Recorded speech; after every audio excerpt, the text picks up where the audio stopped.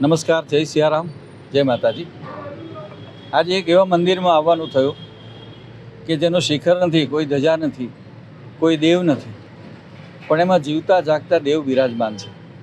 અને એ છે આપણા સમાજના મેન્ટલી રિટાયર્ડ બાળકો કે જેમને અહીંયા જીવનનું ઘડતર કરવામાં આવે છે, અક્ષર જ્ઞાન આપવામાં આવે છે, સંવેદનાનું જ્ઞાન આપવામાં આવે છે, સંગીતનું જ્ઞાન આપવામાં આવે છે.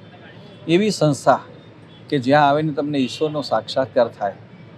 મારું સદભાગ્ય છે કે આજે આ સંસ્થાનું મને મળવાનો સદભાગ્ય મળ્યું. અને સમાજમાં સૌને વિનંતી કે આવી સંસ્થાઓને બને એટલો સપોર્ટ કરજો. અમારા ટ્રસ્ટ તરફથી પણ મેં સપોર્ટ કર્યો છે.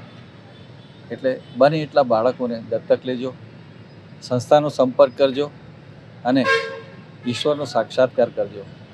જય સિયારામ, જય માતા.